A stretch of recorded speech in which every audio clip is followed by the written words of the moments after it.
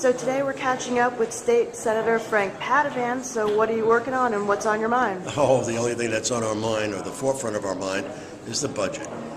And the fact that we don't have one. And the fact that we can't seem to get the leadership in this House and perhaps in the Assembly as well to follow the law and to have the conference committees that we're called for, that are mandated, have been since 2007, so that we can air in the public where the differences are and try and get some resolution. It's so critical because everyone's hurting. Certainly local governments and not knowing exactly what they're going to get, our school districts throughout the state not knowing what they're going to get, and it's causing a major problem throughout the state.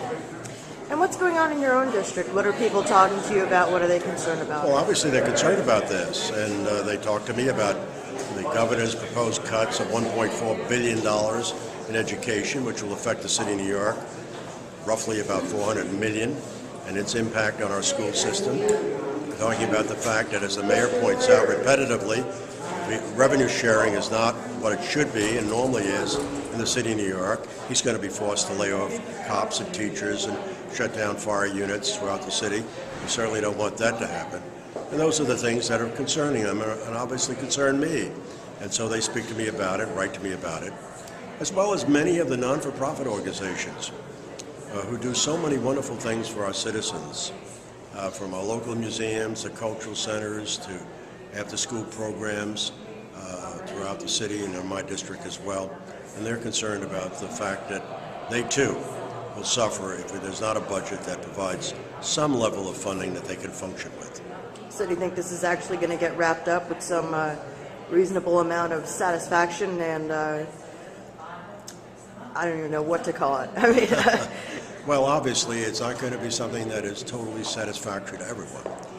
But there have to be ways in which we can find money. And there are places we can find it. And of course the biggest place is Medicaid. You know, we're spending $1 billion a week in this state on Medicaid. More than California and Texas combined, with their having more than 2.5 times our population. There's so much waste, fraud, abuse. We spend 70% more than the national average. Every day you pick up the newspaper and you find about somebody being arrested or confronted with fraud. And that $1 billion, there's got to be a 10% savings in there. Many have pointed that out. We're talking, if they did that, saving $5 billion. Great. Thanks for catching up with us today. I appreciate it. You're welcome.